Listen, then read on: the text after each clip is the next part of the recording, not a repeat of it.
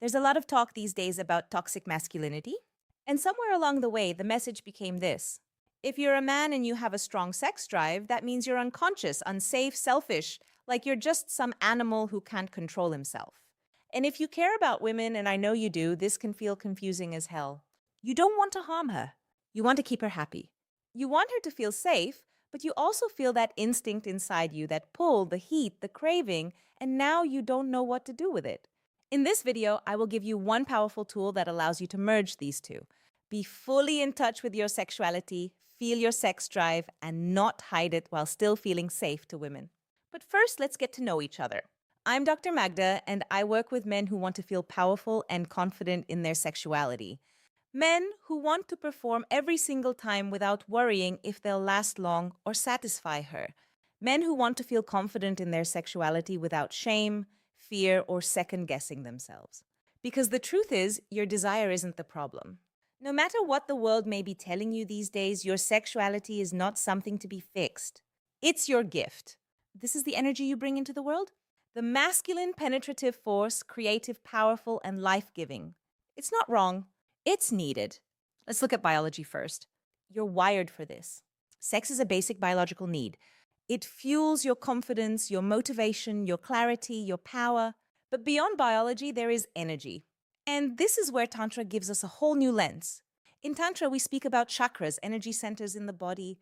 Your sexual energy lives in your root chakra, located at the base of your spine near your genitals. This chakra governs your primal instinct, your survival, your security, and yes, your sexuality. And here is the key. For men, this chakra is emissive. It's designed to give energy. For women, it's receptive. You can see this in anatomy too.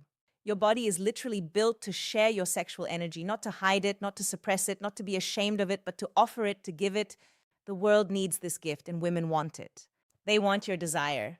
They want to feel it. They want to be chosen and taken. They don't want you to suppress your sexuality. That doesn't make you safe. It makes you invisible. If you hold back too much, if you don't share your sexual energy at all, they won't see you as a man. They'll see you as a friend. But they also don't want it pushed on them. Because when you force your energy, it stops feeling like a gift and starts feeling like pressure. And that's when they pull away. That's when they say you're not safe. This is why it's so important for you to accept and love your sexuality. To learn how to offer it to a woman, not withdraw it and not push it, but give it presence, pride, and trust in yourself. So let me give you a tool to help you reclaim that power. This practice is something I do with my one-on-one clients, and it has changed lives. It's called the Ned-Son monologue. This practice is powerful. One of my clients had been struggling with premature ejaculation for years, and by doing the B monologue, he learned to last longer in bed. Another man was so shut down, he couldn't even talk to women.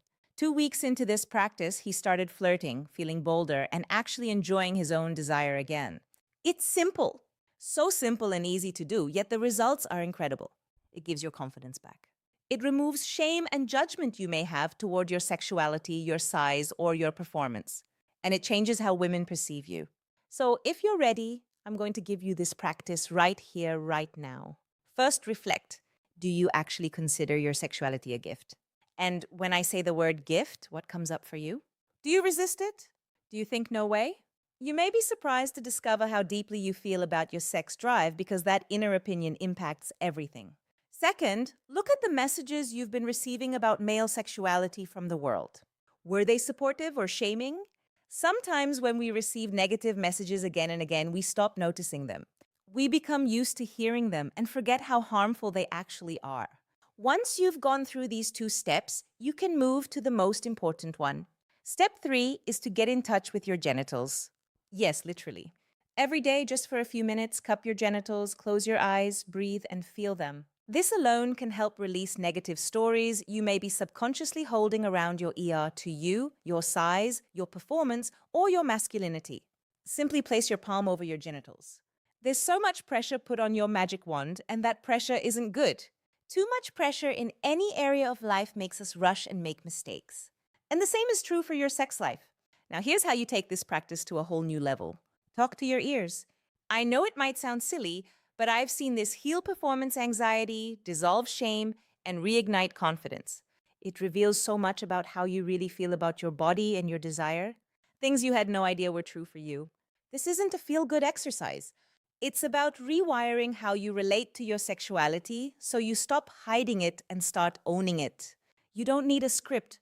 Just talk to your stock the way you would talk to a close friend. This alone can unlock your sexuality.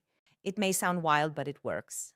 If you're done with shame, confusion, and second guessing yourself in bed, click the link in the description and book a session. I'll guide you through the large sight monologue and show you just how powerful your desire really. Your sexuality is not something to hide, suppress, or feel ashamed of. It's not a flaw in your character, and it's definitely not a problem that needs fixing. It's a powerful, natural part of who you are. Yet somewhere along the way, many people were taught the opposite. They were told to be quieter, smaller, more controlled, to disconnect from their own desires. And over time, that conditioning creates guilt, confusion, and even fear around something that should feel alive and empowering. The truth is, your sexuality is a form of energy. It's creative, expressive, and deeply connected to your sense of identity.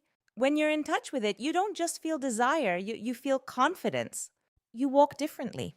You speak with more presence. You become more aware of your body, your emotions, and your boundaries. This isn't about being provocative or chasing attention. It's about being fully in tune with yourself. A lot of people misunderstand sexuality as something purely physical, but it goes much deeper than that. It's emotional, psychological, even spiritual. It shapes how you connect with others, how you experience intimacy, and how safe you feel being seen.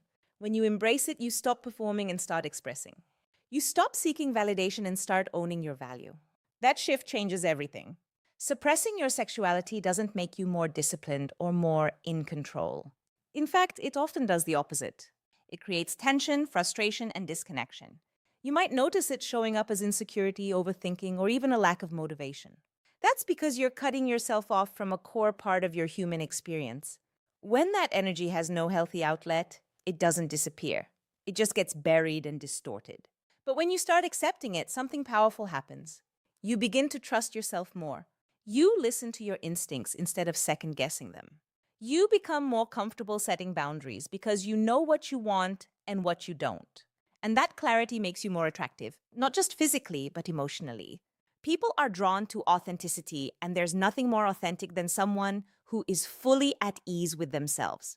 It's also important to understand that embracing your sexuality doesn't mean acting on every impulse. It means being aware of your desires without being controlled by them. There's a difference between expression and impulsivity. When you're grounded, your sexuality becomes something you guide, not something that controls you. That balance is where true power lies. Another reason this matters is because your relationship with your sexuality affects your relationships with others. If you feel shame, you'll hold back. If you feel disconnected, intimacy will feel forced or confusing. But when you're comfortable within yourself, your connections become deeper, more honest, and more fulfilling. You're not trying to impress, you're simply being real. At the end of the day, your sexuality is a gift because it connects you to life itself. It's part of your drive, your passion, your ability to feel deeply and connect meaningfully. It's not something to fix or control out of fear. It's something to understand, respect, and integrate into who you are. When you do that, you don't just improve your relationships, you transform the way you experience yourself.